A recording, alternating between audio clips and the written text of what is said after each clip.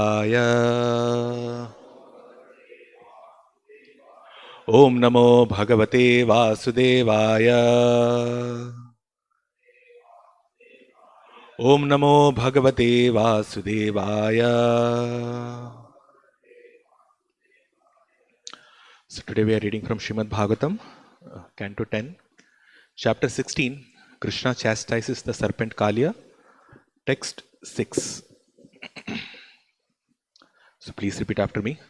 Tam Chandavega Visha Viryam Abhekshya Tena Dushtam Nadim Cha Khala Sanyamana Avataraha Krishnaha Kadambam Adhiruhya Tataha Atitungam Asphodya Gadharashanaha Nyapatat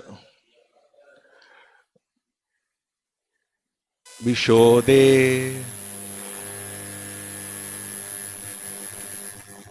Tam Chandavega Vishaviryam Avekshatena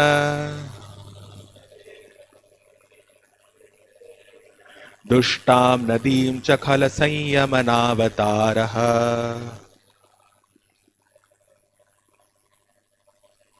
Dushtam Nadim Chakhala Sanyamanavataраha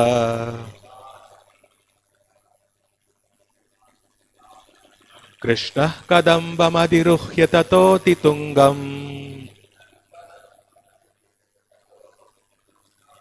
Asphodya Gadharashano Nyapatad Vishode Tam Chandavega Vishaviryam Avekshatena Dushtam Nadim Chakhala Sanyamanavataраha.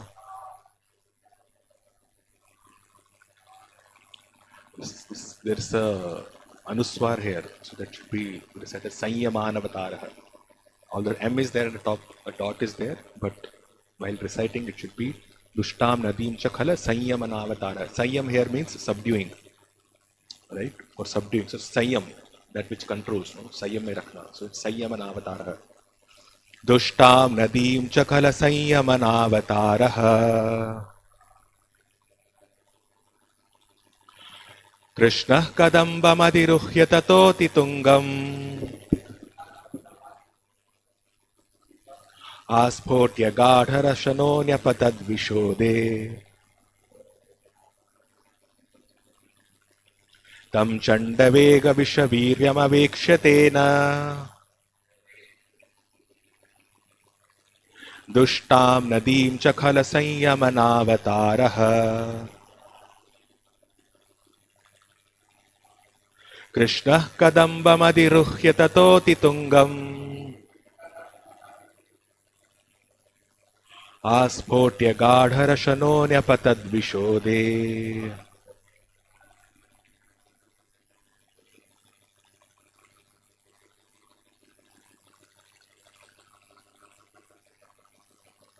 Tam Chandavega Vishaviryam Avekshatena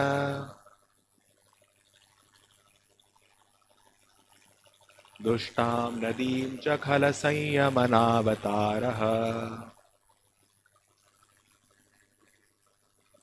Krishna Kadambamadiruhya Tatoti Tungam Asphodya Gadharashano Nyapatad Vishode.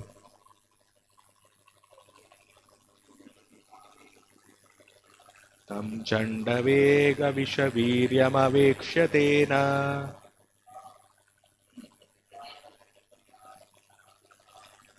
Dushtam Nadim Chakhala Sanyamanavataраha Krishna Kadambamadiruhya Tatoti Tungam आस्फोट्य गाढरशनोऽन्यपतद्विशोदे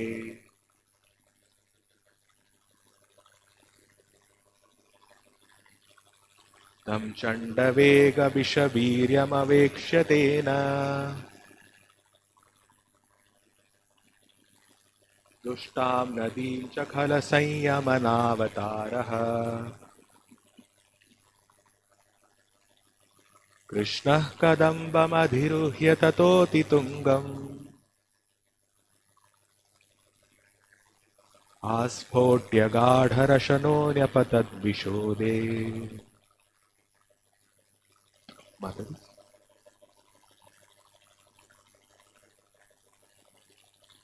तं चण्डवेगविषवीर्यमवेक्ष्य तेन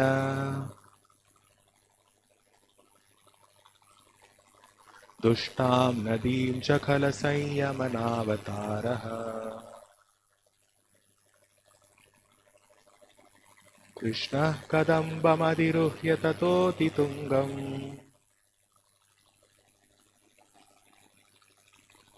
आस्फोट्य गाढरशनोऽन्यपतद्विशोदे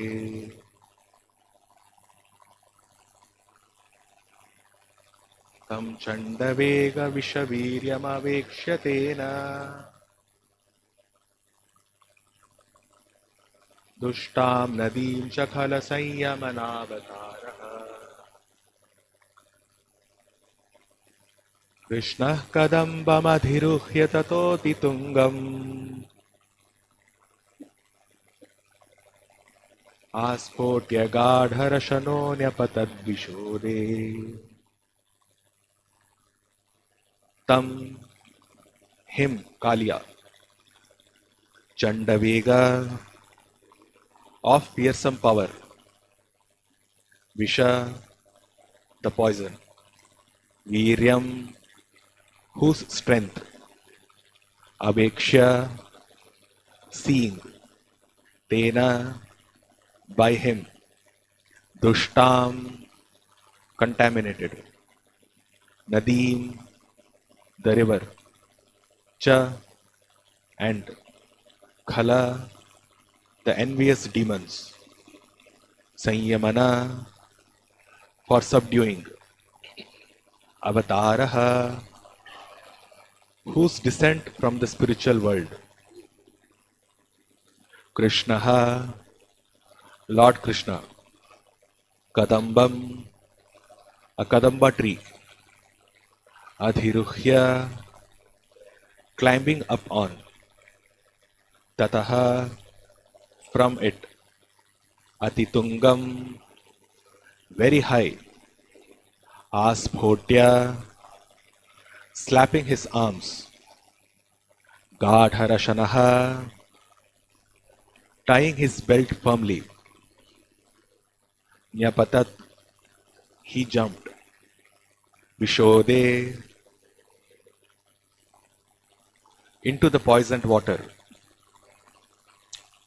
Translation purport by the disciples of A.C. Bhaktivedanta Swami Srila Prabhupada. Translation. Lord Krishna saw how the Kaliya serpent had polluted the Yamuna river with his terribly powerful poison. Since Krishna had descended from the spiritual world specifically to subdue envious demons, the Lord immediately climbed to the top of a very high Kadamba tree and prepared himself for battle. He tightened his belt, slapped his arms, and then jumped into the poisonous water. Purport. According to the Acharyas, Lord Krishna also tied back the locks of his hair as he prepared to do battle with Kaliya.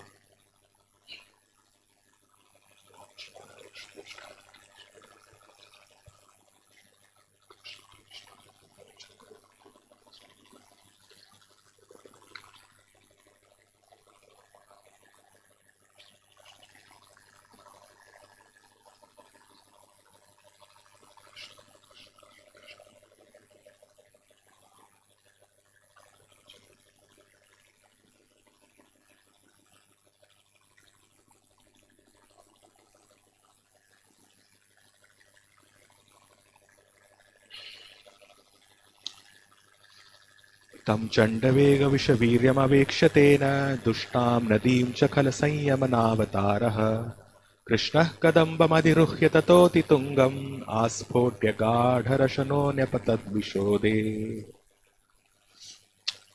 Lord Krishna saw how the Kaliya serpent had polluted the Yamuna river with his terribly powerful poison. Since Krishna had descended from the spiritual world specifically to subdue envious demons, the Lord immediately climbed to the top of a very high Kadamba tree and prepared himself for battle. He tightened his belt, slapped his arms, and then jumped into the poisonous water.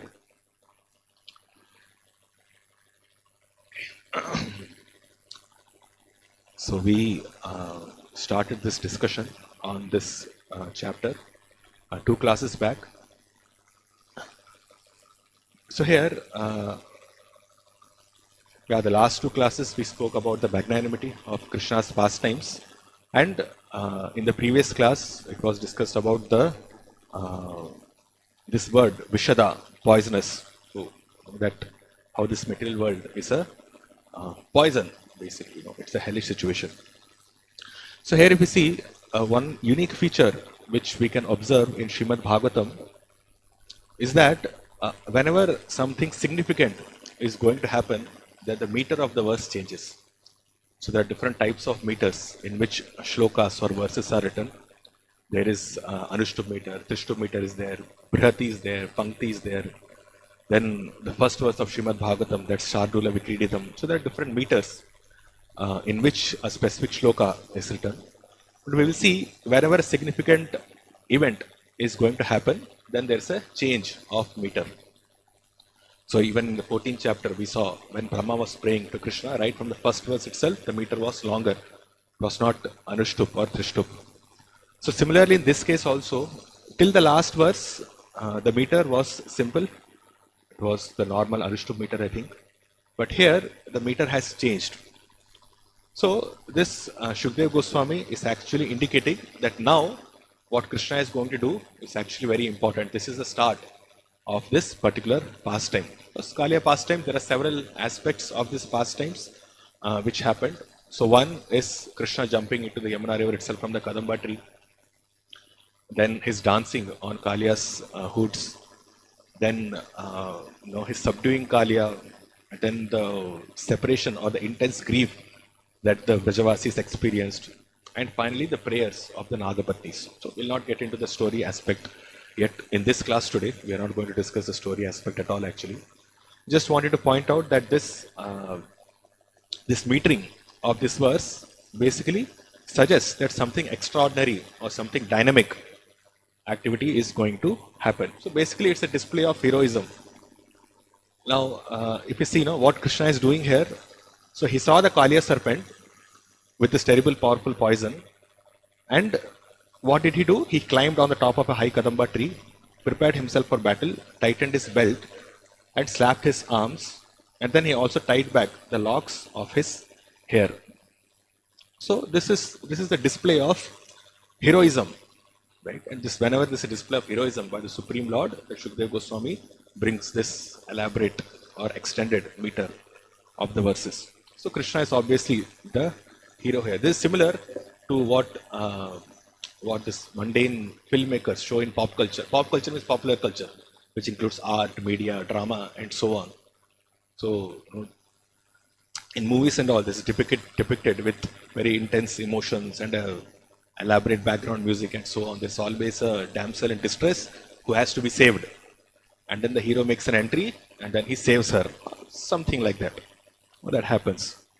So all these different aspects of showing heroism within this material world, people are not doing anything but actually imitating Krishna. We see here that Krishna is the actual hero. He is saving the Vrajavasis, and this has happened not only, or this not happened this time only, but it happened many times before also during Aghasura's pastimes. And then in future also we will see when Vyomasura comes. And different places when Krishna has to save his friends. And immediately after this Kaliya's pastime, then he'll save his friends from this forest fire. So at different places, Krishna, he exhibits his heroism. Right? So now those within this material world, we have this tendency to imitate Krishna. Krishna is the supreme controller. We say Ishvara, Parama Krishna, Sachidananda Vigraha, Anadiradir Govinda, Sarva Karana Karanam. So Krishna is the supreme controller, and he is the only person who is qualified to show this heroism. But those in this material world, those who think that they are the controllers, Krishna is Ishvara, but then they do not know about it. So they think they are the Ishvaras. So all the conditioned souls within this material world think that they are the centers and they are controlling the different lives. So they want to show their heroism in different aspects of their life. A person may have different unique qualifications. He may not have unique qualifications, but in every small aspect, wherever he can, he wants to show that he is the best. He wants to show that he is the Ishvara, he is the controller. But actually that is not the case.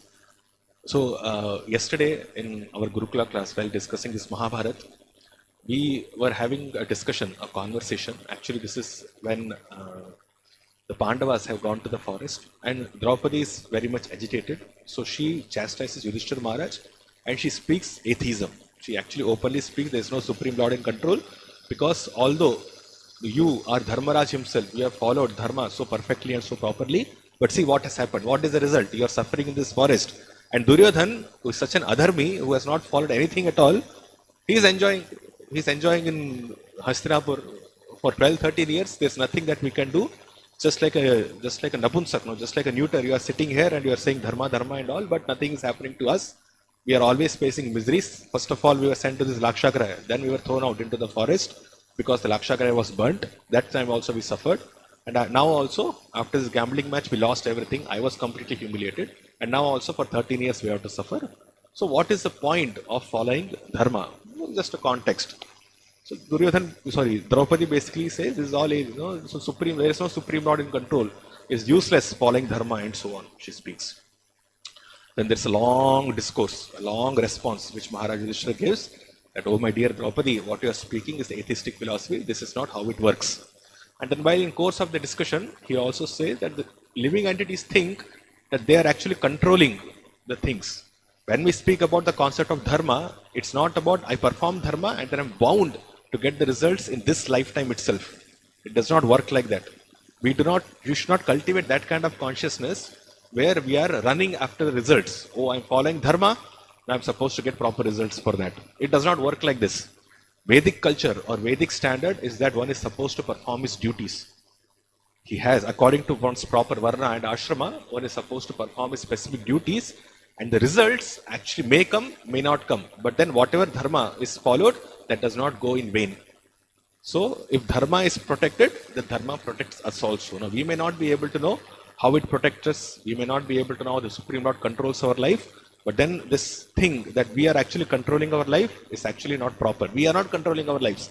We are only supposed to perform our duty properly. And this controlling aspect, now while commenting on that, we were discussing that a human, a living entity, a conditioned living entity who's embodied within this material body, he actually cannot control anything at all, if you really think, because the functioning of this body is actually dependent on the pumping of heart. So can we control the beating of our heart? So we have done some heavy work. The heart is beating at 78, 90 beats per minute. Can we reduce it to 30 beats per minute, 40 beats per minute? If there is heart palpitation when the beats are being skipped, can we control that? We cannot control that. In fact, there are actually every organ within our body, we cannot control its functioning at all. And for some organs within our body, we do not even know that it exists. Like for liver, pancreas, and then lungs. Actually, we can kind of, when we get cold, we have this perception that lungs are there. But apart from that, there are different organs, liver, kidneys, and pancreas, and so on, which we cannot control. Their function cannot be controlled by us.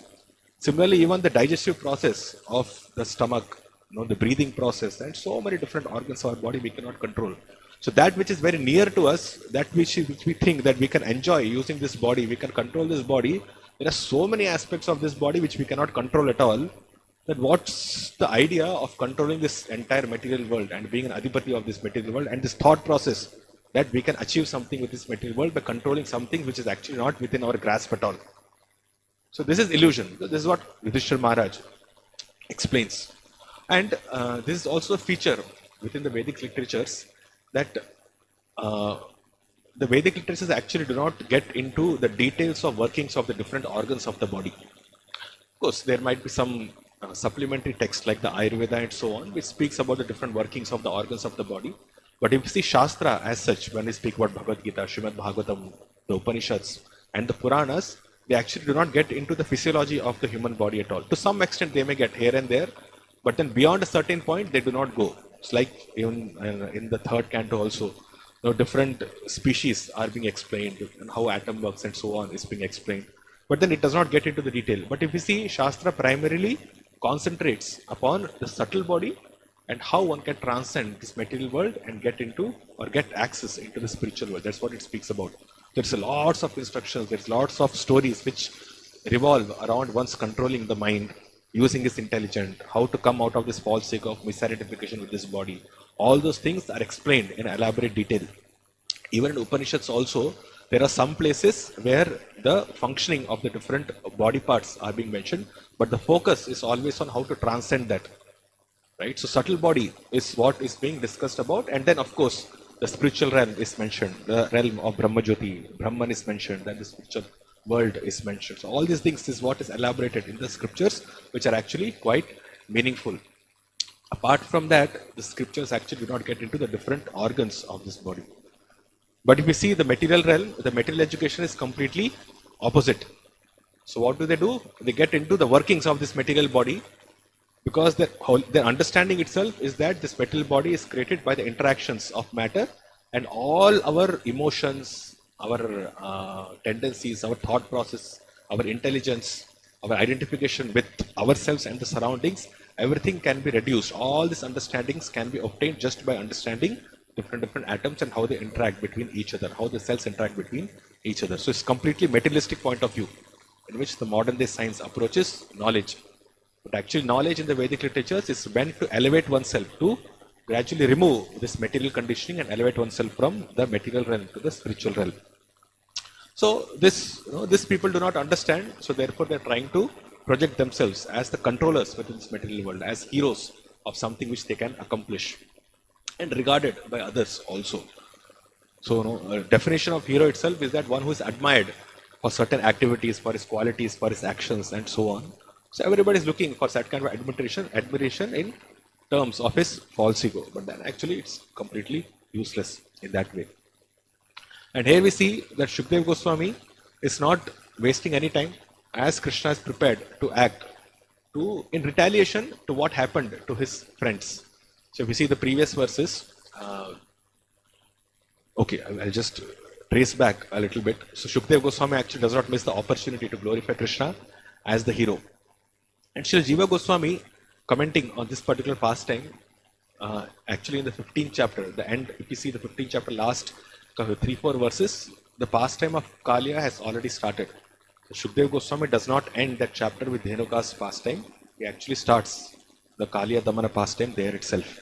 And Srila Jiva Goswami, he mentions that this pastime of subduing of Kaliya actually happened before the killing of Dhenukasura. So this happened before that. So in sequence, if you see, although in Srimad Bhagavatam, Dhenuka's pastime is mentioned before, but actually it happened after the subduing of Kaliya. But Shukdev Goswami did not mention this for a specific reason.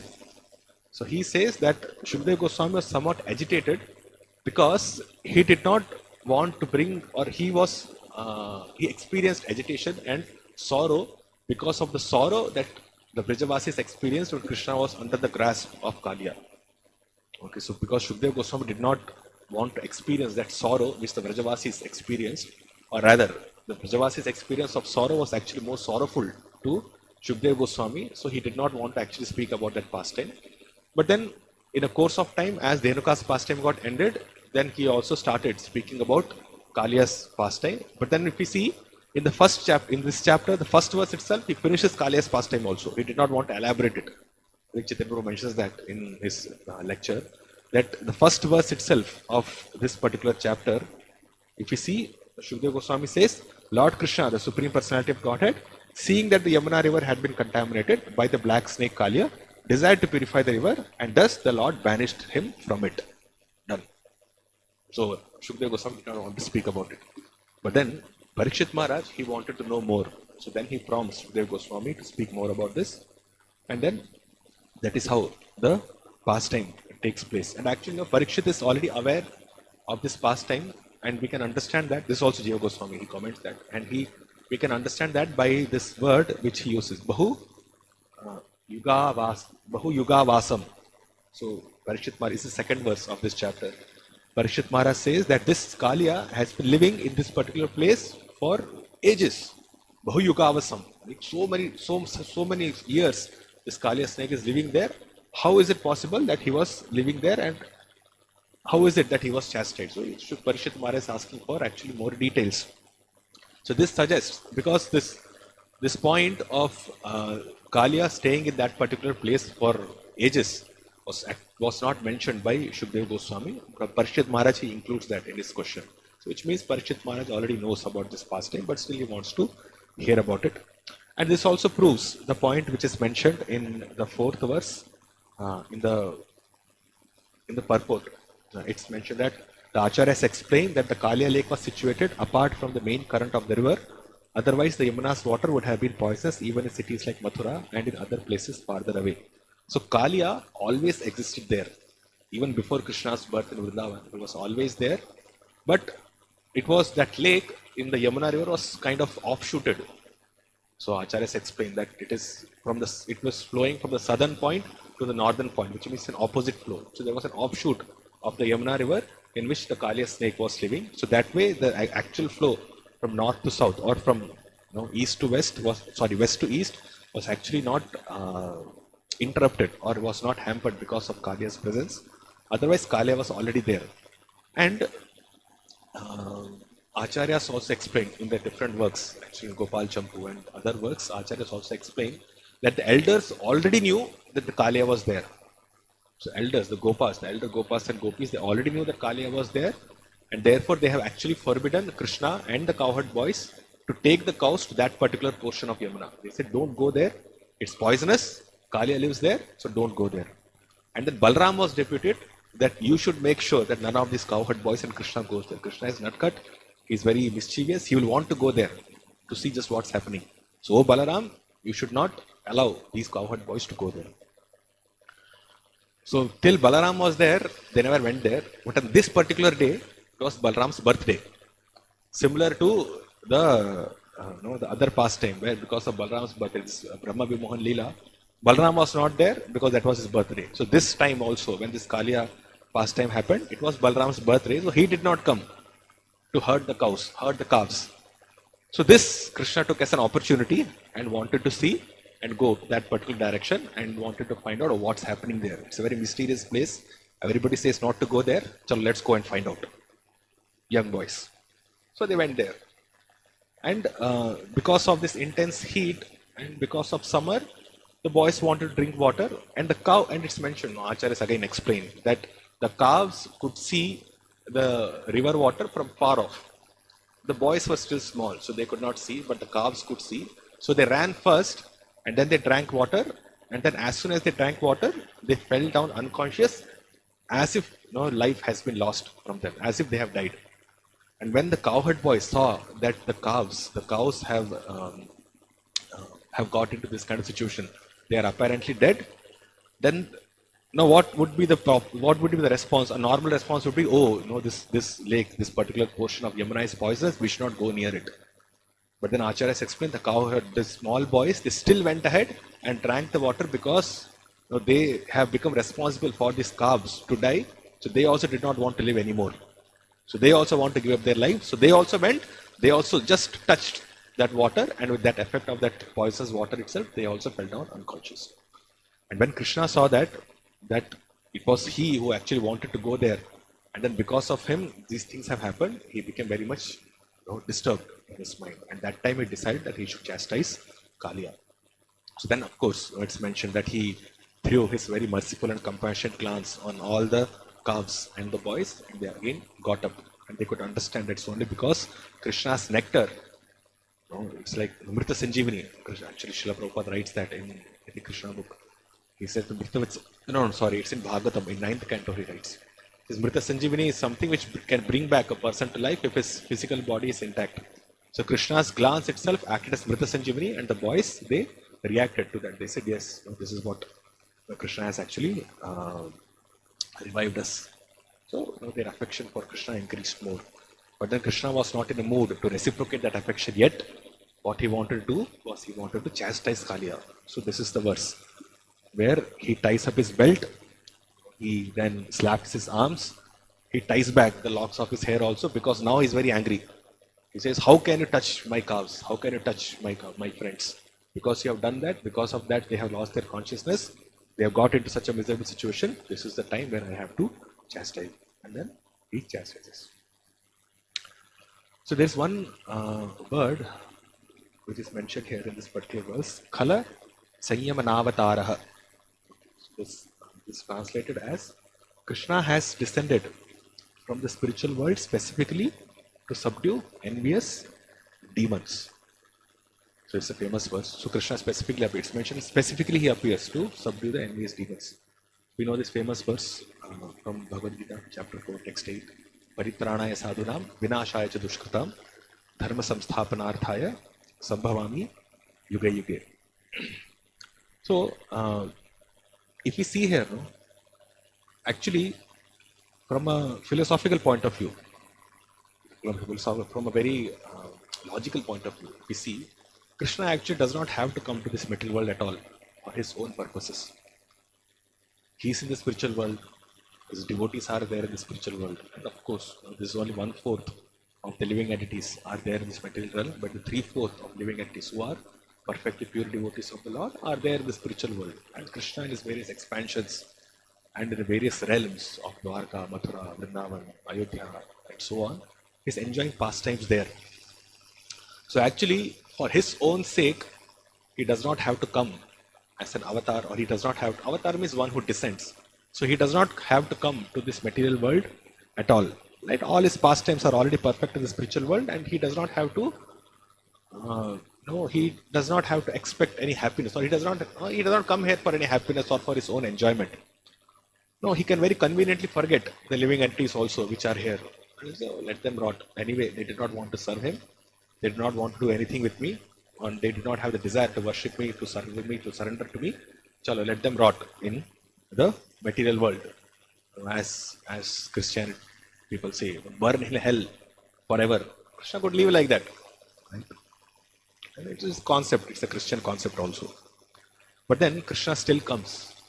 And that shows his magnanimity. In the 4th verse, I think. Sorry, the 3rd verse, it's mentioned. Gopalo Dara Charitam. So this Udaradhi, it's mentioned. Chitta Guru spoke about that also in his lecture, about the magnanimity of Krishna. So this is his magnanimity. All these pastimes that he performs, he does not only comes himself, but then he brings the entire spiritual world also to this material realm, so that we can have a peep into, or we can have the experience, or we can hear these pastimes and purify ourselves and then become Krishna's devotees. We can serve him. Because the reason why it comes, it's basically it's just a reflection of Krishna's magnanimity, his compassionate nature. He does not want even a single jiva to suffer. So he comes to reclaim the living entities. And that is the reason that he comes for. So, when we speak about this verse, Paritranaya sadhunam vinashaya cha dushkritam, in the commentaries also, Prabhupada also said that, the Acharyas also say that it's actually for the sake of his devotees that Krishna come, and killing of demons is actually a side process. It's actually a side activity for the Lord, and protection of his devotees is the primary aspect. But then this material world is actually not meant for devotees. So how are there devotees within this material world? They are there because Krishna comes as an incarnation of this material world, and he also sends his pure devotee to this material world. That's why there are devotees within this material world. Actually, this material world is not a place for devotees. Material world is a place for those who are inimical to Krishna, who do not want to serve Krishna. But then still devotees are there, and just to glorify them, just to bring them up, just to paritrana, just to save them, Krishna comes. And in due course of activity, he also destroys the demons. Now before, and in this verse itself, Paritranaya sadhanam vinashaya cha dushkritam dharma samsthapanarthaya sambhavami yuge yuge, Krishna says. To establish religion he comes again and again within this material world. But the mending followers, those who do not accept Krishna's message in the Bhagavad Gita as it is, what do they think? They think that actually Krishna comes to establish so-called Hindu Dharma, which is basically pious materialism. So they do not understand this particular message of Krishna. In in Srimad Bhagavatam, Canto 1, Chapter 9, Bhishmadev, while speaking about the glories of Krishna, he makes this point that Krishna's descent into this material world and his activities are very, very difficult to understand. It's guhya, it's gudha, he says. Gudha means very, very confidential, very, very difficult to understand. So, but when Krishna himself comes and explains that this is the reason why I come, so people actually misconstrue that and they do not understand what is the proper message of Bhagavad Gita. So although this should be actually displeasing to Krishna, it's like a teacher teaching a student. Now Krishna comes, he gives Bhagavad Gita, he gives so many Vedic literatures also. In the form of Vyasdev, he compiled all the Vedic literatures, Mahabharata, Itihasa, everything is actually directing towards pure devotional service only. Right? Vede Ramayane Chaiva, Panchara, Vede Ramayane Chaiva, Purane Bharatitaha, Adavante cha Madhye cha, Hari Sarvatra Giyate. In all these Vedic literatures, it's devotional service only, to Krishna only, to Hari only, that is being preached. So Krishna is making a very conscious endeavor to reclaim all these fallen living entities because of his compassionate nature to bring them back to the spiritual world. But then although he makes so much endeavor, what happens when the student or the conditioned living entities who are actually supposed to accept Krishna's message as it is and they understand it completely differently? If I'm a teacher and I'm teaching some students in Gurukul, if I'm teaching them something and they completely misunderstand it, although so many times the same point is being made, but they're not able to understand at all, it leads to some amount of frustration, right? And then if the student, he actually misunderstands it, he comes with a different meaning altogether, he preaches that different meaning to other people, and then he misguides his followers at all, it's actually not only a point of frustration for the teacher, it's an insult to the teacher also. Correct? But then we see there are so many misinterpretations of Bhagavad Gita. There are so many commentaries on Gita which actually does not speak about Krishna's proper true message. So again, if we see from a normal condition, or from a normal teacher's point of view, it's an insult to the teacher. It's frustrating to the teacher. But Krishna is beyond that. Krishna is beyond. It does not matter how many times, how many people they actually misconstrue the message of Bhagavad Gita, but still he keeps on coming to this material world again and again. So although all these incarnations have happened in the past, but that does not mean that there is no incarnation in the future. The next day of Brahma, again, Lord Ramchandra's pastime will come. His instructions, his teachings will be there through his own life, through his own acharan. He teaches the conditioned living entities. Through Krishna's instructions, Bhagavad Gita will be spoken again in the next day of Brahma. It's not that Bhagavad Gita was spoken in the past, it's available with us now. Now Krishna is not going to speak Bhagavad Gita at all. He will speak. When he will speak, the next day of Brahma, he will speak again. And this will keep on continuing. And whom will be speaking to? For whose benefit? All those conditioned living entities who are rejecting to accept him. Those who are rejecting to accept him within this day of Brahma will again take birth in the next day of Brahma. So same instruction is available to them again. So although Krishna is insulted in that way, but then Krishna does not lose hope. That is magnanimity, that is his compassion. So he comes again and again, each and every yuga, every day of Brahma, in millions of incarnations. Not only Krishna comes and instructs, but in so many different incarnations, he keeps on coming again and again in different millions of forms, so that all these different pastimes are available to the conditioned living entities so that they can be attracted to these pastimes. So this also shows the quality of Krishna. He is very humble.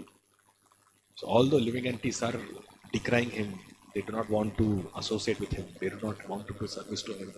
They don't want anything to do with him, but still out of his humility, Krishna comes again and again, and then he keeps on telling the same message again and again, just with the hope that at least now they will take.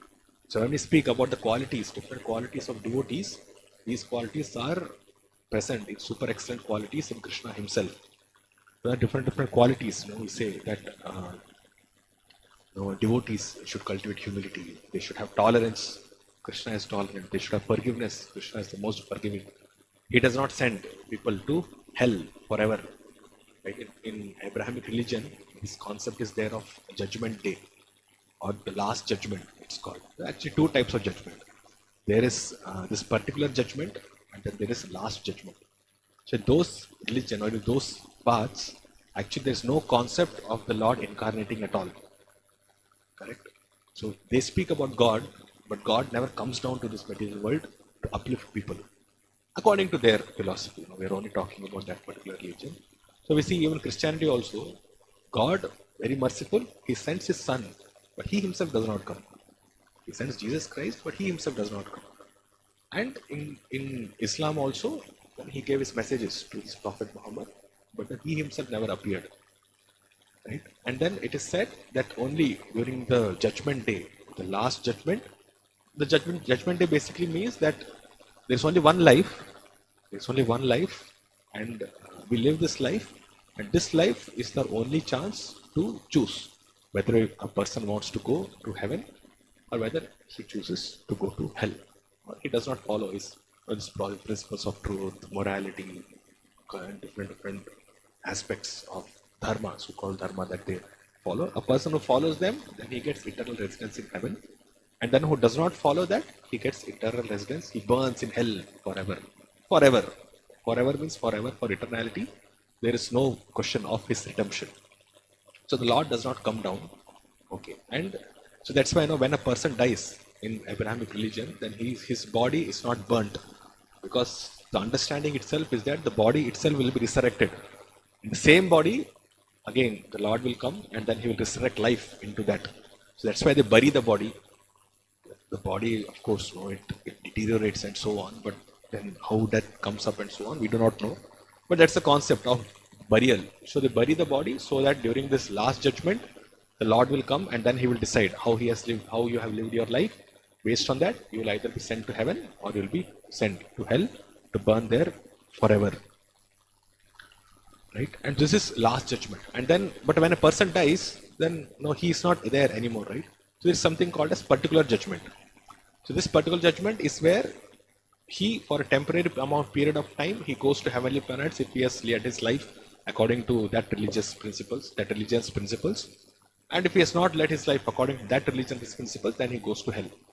And then when the last judgment comes, that is the only time when the Lord appears, and He does not appear to teach to living entities, to bring them back to the spiritual realm, or to perform pastimes so that living entities can get attracted to Him. There's no concept of love of God. It's only a concept of enjoyment for my own self. Right? So He does not come to re-establish dharma. He comes only to award or to punish. And according to their theology, it is said that because there is no actual Christian who is following all the Christian principles now, most of them are going to go to hell, to burn for there forever, and then some people will go to heavenly planets. So this is their conception of God. So many people also come and ask, you are speaking only about Krishna, you are speaking about only Vedic culture, what about other religions and so on? But they do not have a proper conception of God at all. They do not have proper conception of who Bhagwan is, what are His opulences, what are His qualities, what is nature, what is transcendence, what is material realm, what is spiritual realm. That basic understanding itself is missing. So when that itself is missing, then how can one perform religious principles and perfect his life? How can one attain a true destination? All those things is all gone for a toss, literally, basically. There's nothing else that comes to mind. And all these different concepts of last judgment, particular judgment, and the rules that have to be followed and so on, it is all dependent upon the interpretations of the scholars of their scriptures, like the Bible or Quran and so on. So it's all based on interpretations. So because it's all based on interpretations, it's actually a history. If you see, their religion is based on interpretation of the words of Bible and the words of Quran. So all these different concepts, the theological concept, the so-called theological concept that they speak about is actually an interpretation of different scholars of different biblical verses. So within this Christianity itself, just to take one religion, within Christianity itself, there are different ways in which people follow the different injunctions which are given in Bible, and the reason for that is because of the different interpretation of a particular scholar. Okay, so there is no parampara which is giving proper knowledge. There is no standard scripture. Actually, it's mentioned, or it's historically known that Bible was compiled after few years of Christ passing away and his teaching. So it was all word of mouth. And then it was compiled. And then the compilation also happened over a period of years. Basically, I think over a period of centuries, I think. Not sure, but over a period of decades and centuries, this compilation happened with different people pouring in different thoughts based upon what their understanding of Christ's teachings are. That is how it was written. And similarly, Quran also has its own history in that way. So it's not coming in a standard way, scripture. So therefore, lots of interpretations are required. And we this tendency of this pious materialism of Hinduism is also of different interpretations. Now, when we speak of different philosophies within Hinduism, when we speak of Vedanta Sutra itself, then there is primarily these two schools of thought. There's Advaita Vedanta, and then there is this Vedanta which speaks about the glorification or the supremacy of Lord Vishnu, the submissiveness or the inferiority of the living entities, and the living entities are supposed to serve the Lord. So that's one line of thought in which there are different sampradayas. There's Ramanujas, Madhvacharyas, and so on. And then there is one more line, there is Advaita line, which says that the absolute truth is actually completely impersonal. And this interpretation happened in Shankara's line, of course. But in Hinduism, modern Hinduism, if you see, what they speak is that these scriptures can be interpreted and there can be many different paths which can lead to the same goal. Prabhupada spoke about it a lot. Yatomat tatopat. So how many different opinions are there? There are so many different paths also which can lead to the same goal. Which means that interpretation, the science of interpretation actually has entered into the Vedic philosophy, and that entered with the bringing of modern education into this Vedic culture, the thought of Vedic culture. So this happened when the Britishers invaded India, or they controlled India over a period of 200, 300 years. This Macaulay's education came, and all these different methodologies came. And these methodologies were actually derived from the revolution that happened in Europe, that is Age of Enlightenment. Okay, so this Age of Enlightenment where the word of scripture was not accepted, and then reasoning was brought forth, that everything should be accepted based on proper reasoning only. And if there is no proper reasoning, then that particular statement of the scriptures should be rejected. So this was the bottom line of Age of Enlightenment, and that is how it was brought into this Indian culture also, this Vedic culture also. So Shastra should be learned by going to a spiritual master who comes in a proper line of disciplic succession, and whatever is given in the Shastra and the way he explains it, because he's in proper Parampara line, he has proper transcendental knowledge and he can explain the words of the scriptures properly, and that is how knowledge is gained. But then when this reasoning came, when this education, the British education system came, then more importance was started to be given to this reasoning aspect. So because of that, because his reasonings actually does not make sense with respect to the statements of the Shastra, therefore the Shastras are then called as mythological. They are mythical. Even if you see in this pastime also, who has seen a snake like Kalia? We have no experience of having a snake like Kalia with thousands of hoods. And someone who has poisoned, there are poisonous snakes in lakes, there are poisonous snakes in rivers also. But not that the entire lake, the entire area itself is poisoned, and fumes, poisonous vapors are coming up, and even if a bird passes on top of it, it falls down dead. These stories seem very mythical to them because the reasoning has taken over. The interpretations of scriptures have taken over. So both these things are actually cancers, if we can say. Interpretation of the Vedic scriptures without coming in proper parampara, and application of the reasoning principles to understand the Vedic literatures, and those things which cannot be understood with appropriate reasoning is then to be classified as mythical. So this has basically, these two factors have kind of destroyed the Vedic culture. So this rationality is actually, so rationality is never the benchmark of transcendental education. Transcendental education or Krishna conscious education, they are synonymous. So transcendental education or education about the spiritual realm and getting the knowledge about Krishna consciousness, acting in Krishna consciousness are actually two synonyms of the same subject matter, because transcendental subject matter is non-different from Krishna consciousness. And with rationality, it cannot be understood because rationality does not purify the consciousness.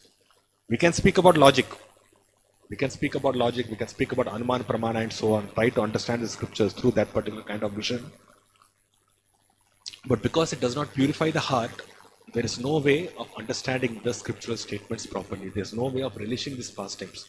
When we are speaking about these pastimes of Kalia, speaking in this particular chapter, these pastimes will not make much sense to those who are of the rationally bent mind, who only wants to see through logic, who only wants to have their own reasoning prowess to evaluate the statements of the scriptures. It's not possible for them to understand or relish these pastimes. But for those who are purified by following the principles of Krishna consciousness, by gaining transcendental knowledge, they will be able to relish these pastimes. They'll be able to see the worth of these pastimes. They'll be able to contemplate this pastime, and they can experience also the amount of purification that they get by listening to these pastimes. Now, Srila Prabhupada, actually in a morning walk, in one of the morning walks, he asked one of his disciples, how do we know that what we are following is correct? We are following something, how do we know what we are following is correct? Then the disciple tried to answer that, because it is given in the scriptures, so therefore we know what is, it's coming in parampara line and all, so therefore we know that it is perfect. It is perfect. So Prabhupada said, no, this is not the only answer. We know it's perfect because our personal experience, through personal experience, we know that we are getting purified. Through personal experience, we know that all the bad habits that we have cultivated throughout our entire life, it's all going away, and then we are getting attraction to Krishna consciousness. We are feeling happiness, bliss within ourselves. This practical experience is there, therefore we know that this works. And in another morning walk, the same question he asks again, and then the disciple answers, oh Prabhupada, we are feeling happiness, we are feeling bliss, so therefore we know it works.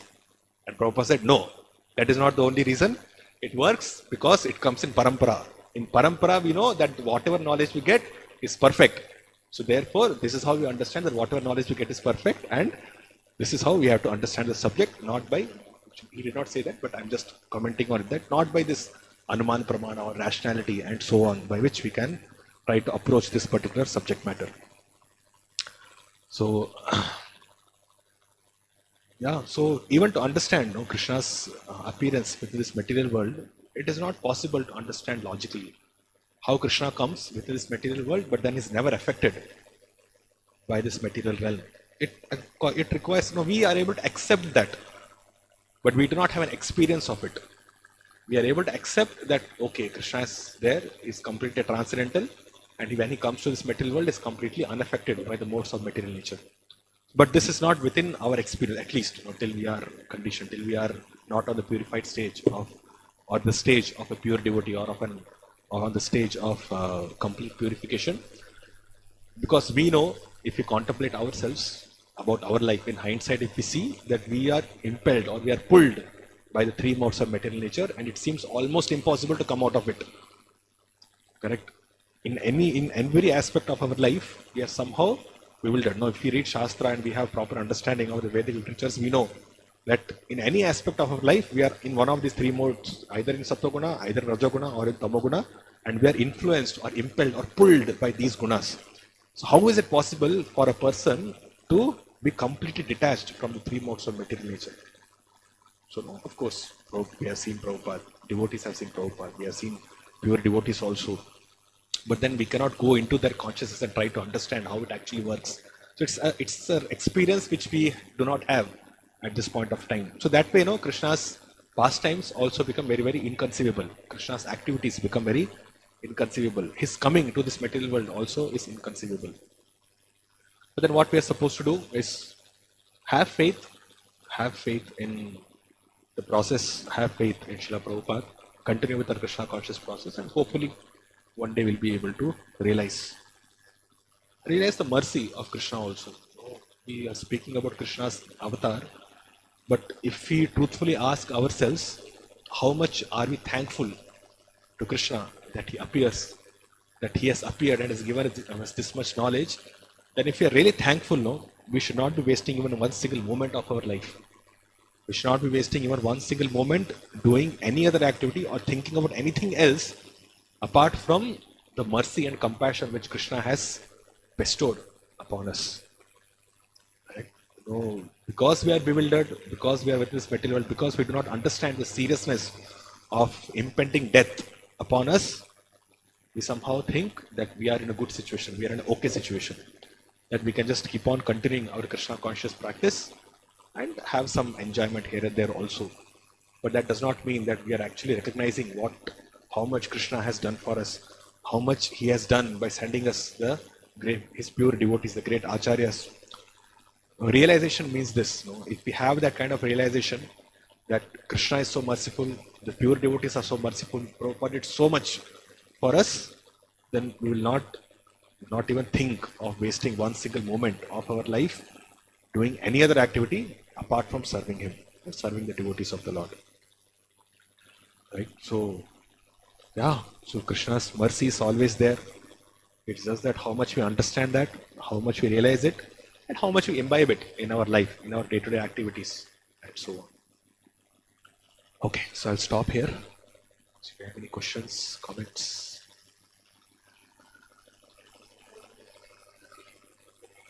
Yes.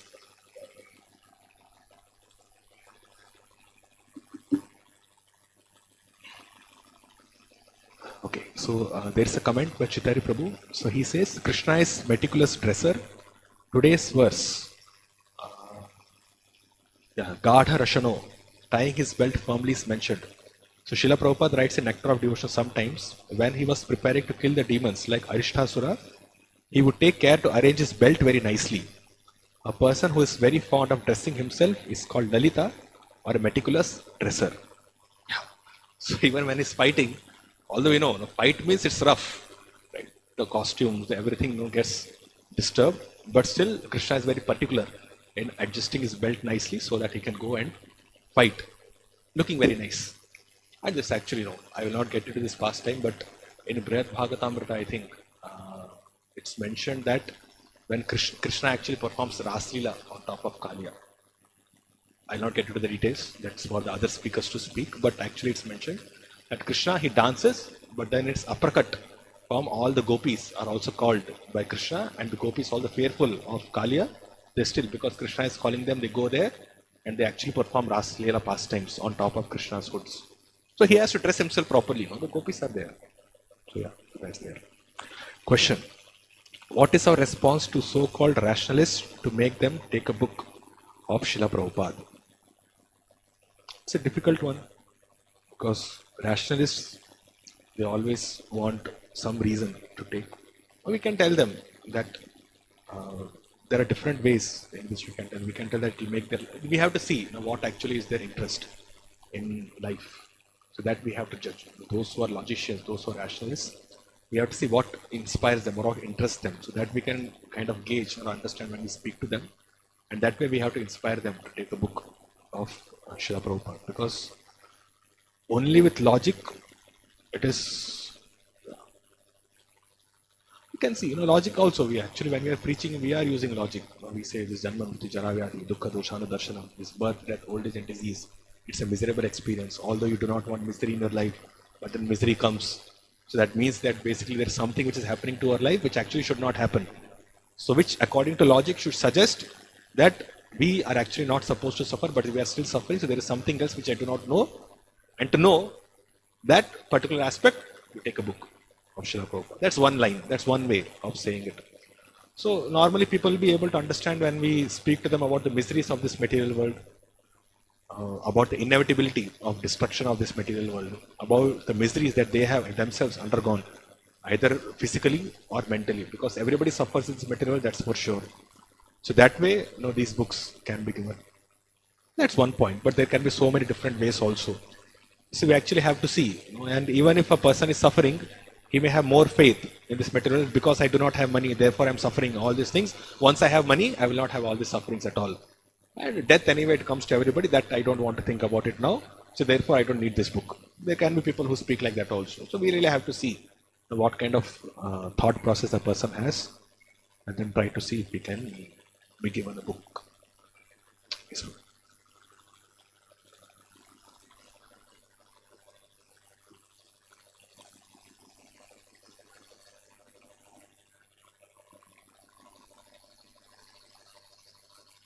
Krishna's birth and fighting the demon.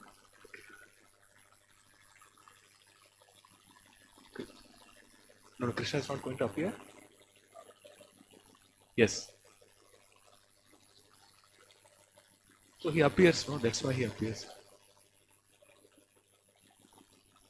I'm not able to get this question.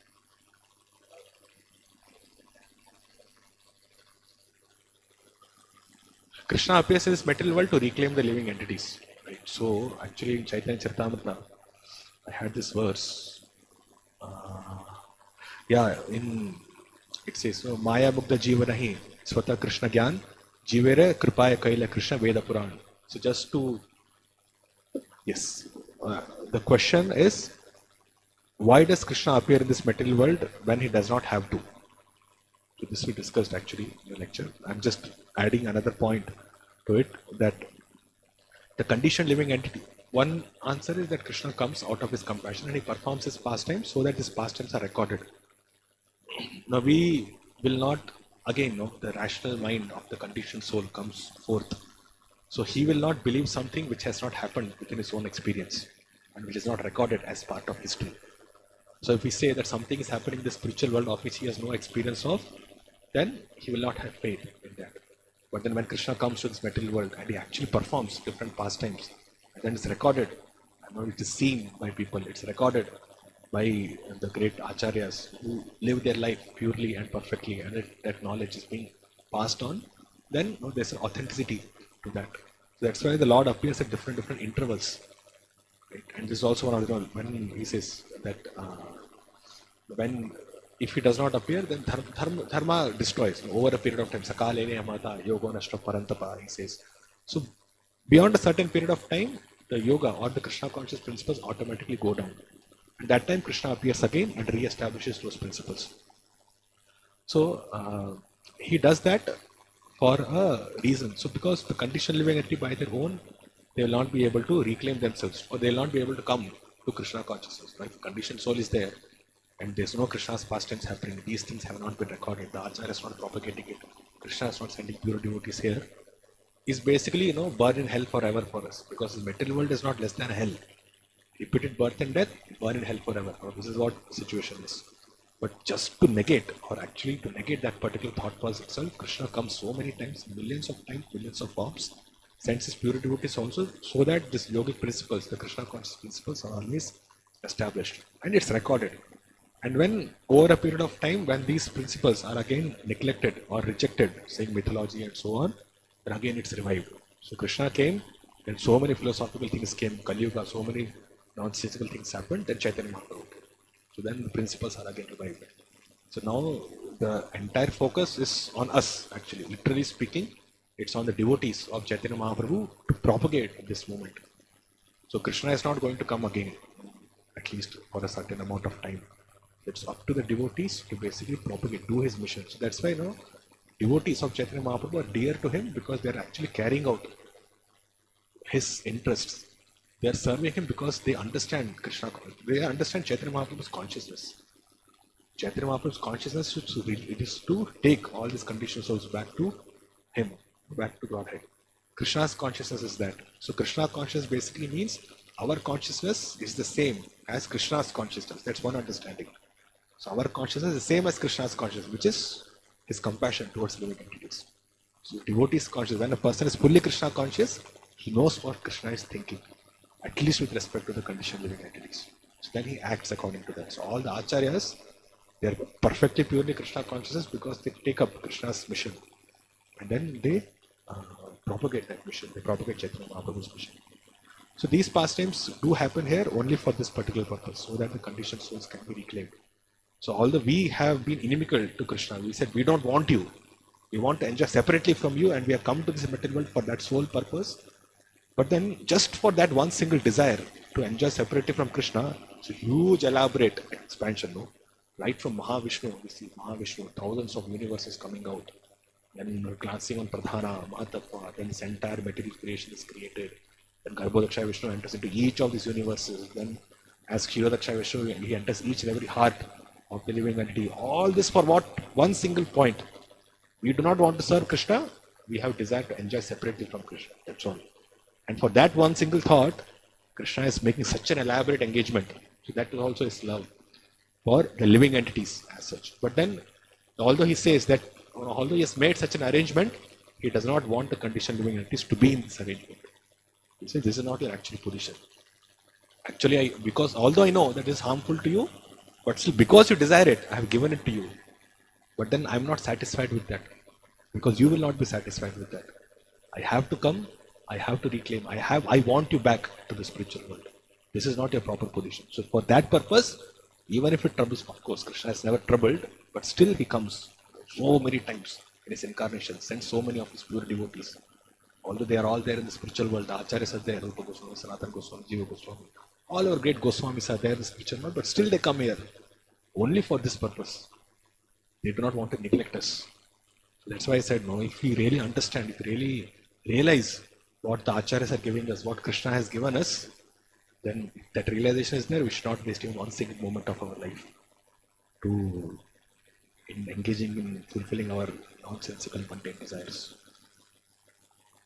Okay, so I'll stop here. Thank you so much. Srimad Bhagavatam ki, Jai Srila Prabhupada ki, Jai.